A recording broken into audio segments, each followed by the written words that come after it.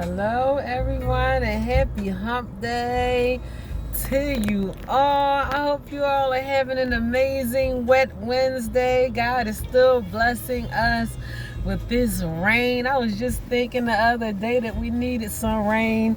I know a lot of people like to mumble and grumble about the rain, but today I will not complain. I've been in it. I ain't gonna say all day, but I've been out for a little while and I'm like right in the rain and I am feeling blessed by it. So I hope you all are enjoying this Wednesday. You guys, of course, I just want to come to you with a quick motivational message, and I actually just want to talk to you about someone was just telling me their story, and although their story seemed very traumatic, the first thing that came to my mind was you should turn your pain into power. Like, turn your pain into power. And that came to me because God kind of dropped that on me in reference to all of the things that he allowed me to make it through and how he is using me right now. I was thinking to myself that everything that happened to me was happening for me, simply because the way that it is working out for me in my favor at this point in my life right now. Even though I decided to forgive myself for the self-inflicted wounds that I have caused on myself, bad relationships, years of drug and alcohol abuse, all of the many things that I drug myself through over the years for whatever reason, just not loving myself the way that I love myself right now. So I am grateful for that part, because God allowed me to love myself on a level that I have never experienced before. God allowed me to love myself on a level that I never even knew existed. I love myself more than I love. Besides God, I love God so much. He is the creator of everything, and he is the reason why I am here today. And he allowed me to turn my triumph, my testimony into my triumph. Like, he allowed me to overcome everything that I have been through over the years, and I'm so grateful for everything that he allowed me to go through. But the way that he allowed me to love myself, I didn't even know it was possible. I was not taught how to love myself. That's just one thing that that is not taught. And even me as a parent, I try to teach my kids the things that I now know, but my parents didn't teach me how to love myself, and I didn't always feel loved. As a matter of fact, I felt hated. I felt degraded. I felt abused. Most of my childhood was full of abuse in one form or another. So the way that I love myself, I literally had to learn how to love myself from the bottom. Like, I had to dig that thing up from a place that I didn't even know existed. I was like, wow, like, you can love yourself. I didn't even know that you were supposed to love yourself. I didn't even know that was a thing, until I stumbled upon it, or I heard someone say that it is okay to love yourself and to put yourself first, and to do things for yourself, self-care, and to take care of yourself, and all of the things that I am doing, even walking away from the bad marriage because I knew it meant me no good. Now I know what true love is. Now I know what it really feels like to be loved, because I love myself. In my book, I wrote that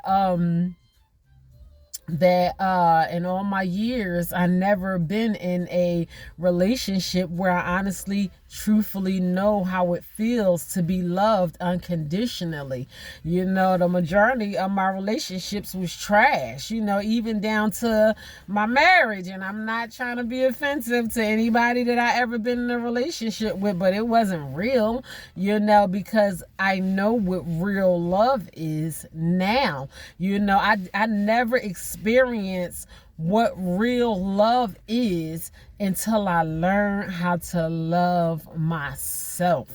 And I believe that if I wasn't so abused as a child and so tormented and so taught, you know, that I was never going to be anything, and you know, I was pinched and punched and spit on, and you so ugly, and you know, these things were embedded in my brain even from a child. I was taught to hate myself and that I was never going to be anything. I was taught that I was never going to amount to anything. And that's how I was treated. You know, I was treated like trash as a child, you know, from a child. So every bit of love that I have for myself, it was from God allowing me to take the things that happened to me and learn how to grow and learn from it, because I simply realized who I am. There's I just read a quote in one of my motivational speeches. It was the first African woman who ever won a Nobel Peace Prize, and she said, "You cannot enslave a mind that knows itself, loves itself, and knows itself." You know, so it all starts in your mind. Do you love your mind? Do you love the things that you are thinking about? How do you feel about yourself? How do you think about yourself? The Word of God even tells us a man is as he thinks in his own mind. Like, what are you covering yourself with? What kind of manifestation are you covering yourself with? Because the things that you allow to go through your mind, it is going to manifest in the flesh. That is what you're going to be covered with. The negative thoughts that go through your mind. Are you telling yourself that you love yourself, that you are worthy? That's why affirmations are so important to me. I talked about affirmations before. I have mine on the inside of my bedroom closet door, where I speak these affirmations over myself on a daily basis. I am beautiful. I am worthy. I am successful. I am blessed. I am healthy. I am wealthy. You know, I speak the things over my life that I want to be. I speak them, I think them, and I manifest them. That's just how it works. I don't make up the rules. You have to be mindful of the things that go through your mind. Another thing that I said in one of my motivational speeches today, and I'm glad that I'm talking about the things that happened to me as a child, is that sometimes you have to unlearn everything that you have been taught. You have to unlearn it. Like, you have to totally erase those things out of your head, because I know I'm not the only one. You may have been filled with a bunch of BS, you know, about yourself, about who you are, about who God made you to be. You know, it has a reflection on how you live your life. You know, you can't be what people make you out to be, because that's what they want you to be, or that's what they want, that's where they have you set up in your mind. Some people will never ever value you. It's just a pure, simple fact. You cannot change how people think about you in their own mind. It is their prerogative. They can think about you however they want to think about you, for whatever reason. But you can change the way that you think about yourself. You can control the thoughts that go through your mind. You can think positive and healthy things about yourself. You can decide not to think or to believe the negative things that have been manifested over you, that have been spoken of you, that they said about you. They call me everything but the child of God. They had my whole life cast down to the pits of hell forever. I already know that they did. They said it so much so. They said it behind my back. People came and said it in front of my face, told me what I was, told me what I wasn't never going to be, talked about me, talked about my kids. They talked about me, and I know they did, but that does not mean that had to be my reality. You know, you could go somewhere in a corner somewhere and work on yourself. You don't have to tell a living soul what you are doing for yourself. You can love yourself just enough to turn yourself completely around. You can come back and shock the world. You can do such a thing in yourself and allow God to do a work inside of you that the next time you see the same people who cast you down to the pits of hell, they won't even recognize you. They're going to be like, didn't I cast you down to the pits of hell a long time ago, and you still standing here looking good and smelling good and everything else? Yeah, go somewhere and work on yourself. Work on yourself. I was talking about how my 20-year-old son was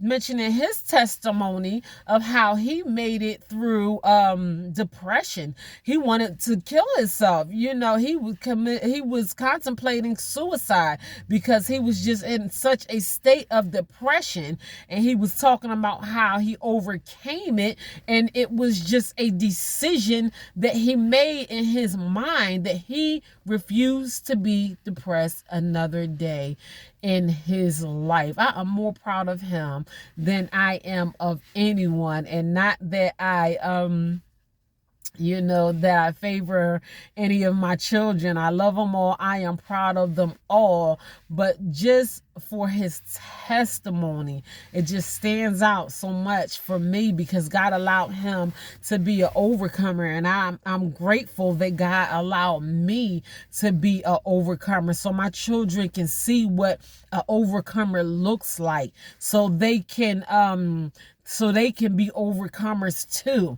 You know, we have to watch the things that we expose our children to, and we can't wonder why they don't live the life that we want them to live, or they do things that are not pleasing, to us or to anyone else, because our children are watching us.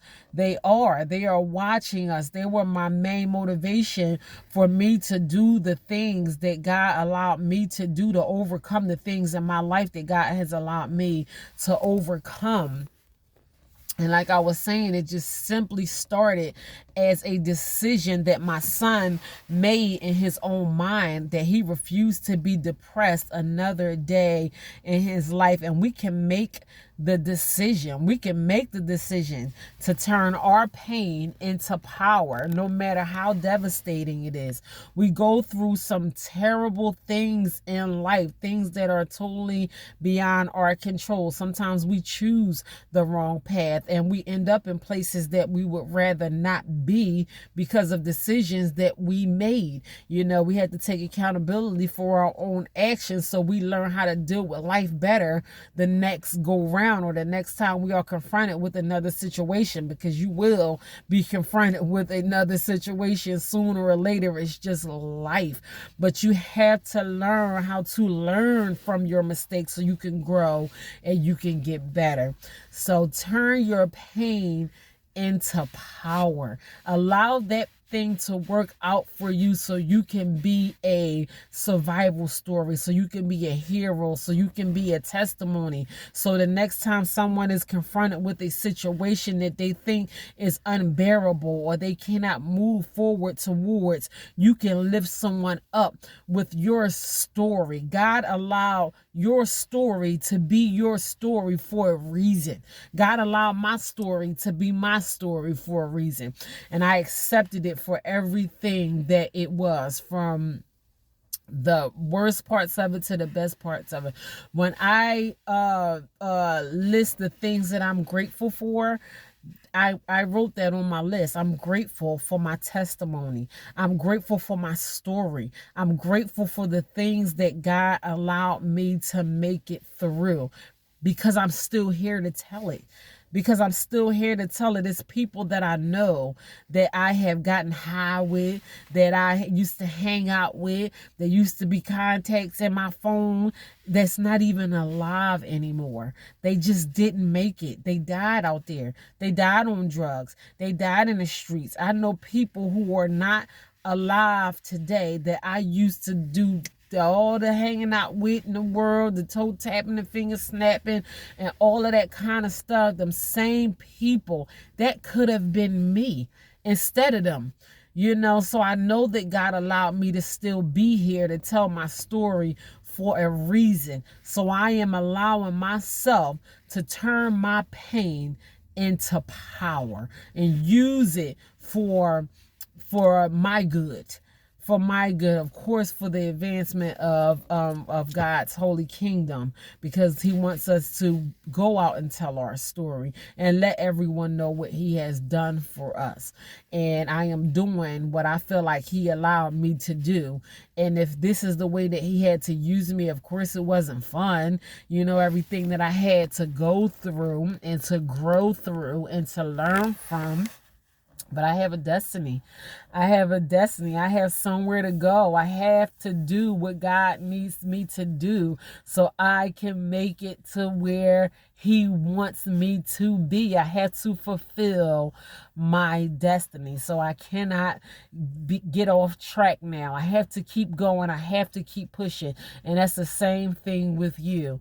Allow your pain to be your power, and allow it to be the driving force to take you where you need to be. There is something out here for you to do. So that is my message for today, you guys. God bless you all. Y'all get through this hump day, and I will see you on the other side. Lord willing, I will be back here tomorrow with another motivational message of the day. Y'all be blessed.